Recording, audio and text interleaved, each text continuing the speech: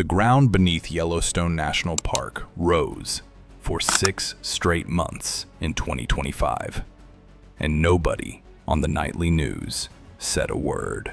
A hydrothermal explosion tore open Biscuit Basin without warning, forcing the closure of one of America's most visited natural sites. A landmark study published in the journal Nature revealed a volatile-rich cap of magma sitting just 3.8 kilometers beneath the surface, closer to the top than scientists had ever confirmed before. And Evacuation geyser, which had been dormant since 2020, erupted 40 times in 18 days. Yellowstone is not quiet. Yellowstone has not been quiet for a long time, and the science now coming out of the ground is stranger than anything the headlines have told you. But here's the detail that tells the real story.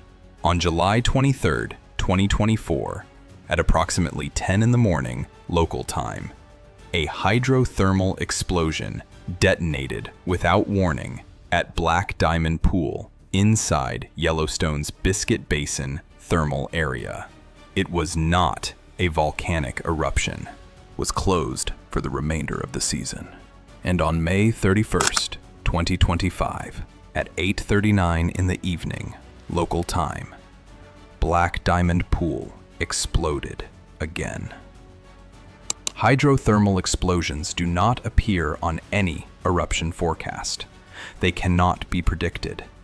They can happen with zero warning, any day, anywhere across the 3,472 square miles of the park. To understand how Yellowstone arrived at this moment, you have to watch what the ground itself has been doing. In July 2025, continuous GPS stations operated by the Yellowstone Volcano Observatory began recording uplift along the North Caldera Rim, south of Norris Geyser Basin. The ground was rising. For 6 months, it kept rising.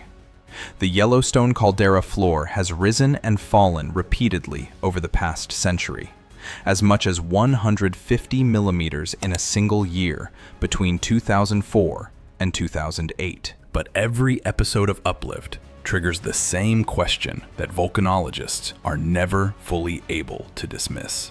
Is this magma moving upward, or is it hydrothermal fluid, or is it something else entirely? The uplift that began in July 2025 did not cease until mid-January 2026. 6 months of ground deformation. Then it stopped. No official explanation for why it stopped has been publicly issued. And then, on February 27th, 2026, at 7:01 in the evening, local time, Steamboat Geyser erupted for the first time in 2026.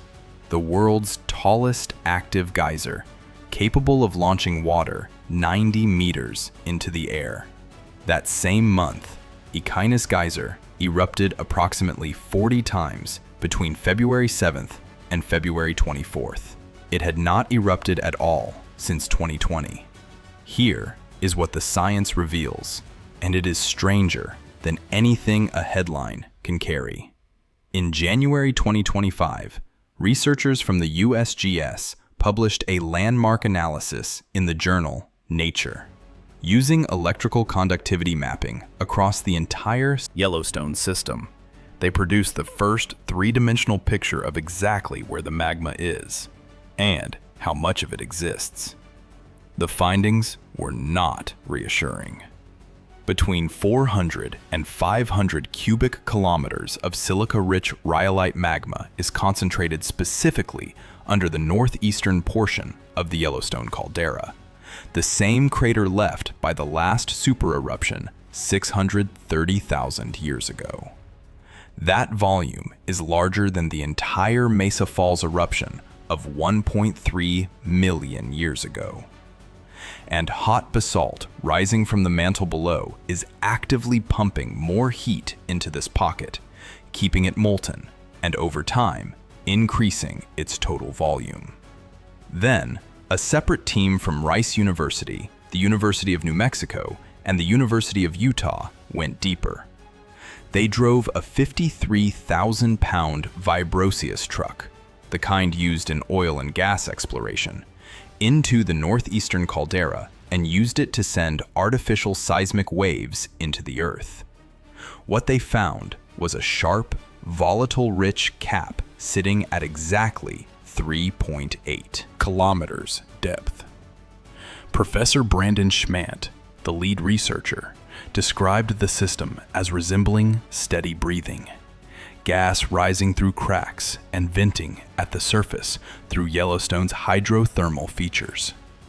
He noted that current bubble and melt contents are below the levels typically associated with imminent eruption. He also noted that future research will attempt to detect any shifts in that gas accumulation. Here is the problem that is not making headlines.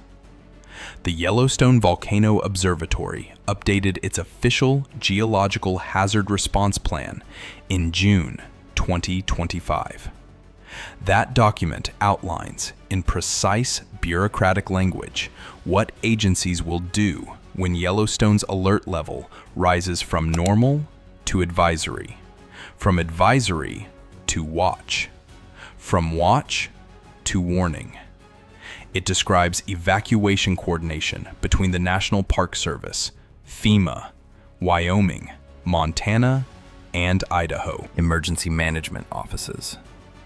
It describes ashfall zones extending across 15 states. It describes how the interstate highway system will fail under the weight of simultaneous evacuation from a region with 4 primary exit roads. The plan exists because the people whose job it is to model this scenario have looked at the numbers.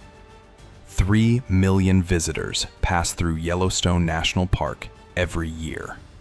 The surrounding region holds communities across Wyoming, Montana, and Idaho with no rapid evacuation infrastructure. In the worst-case scenario, a full caldera eruption, the USGS estimates that ashfall would render agriculture impossible across the central United States for years. Global temperatures would drop.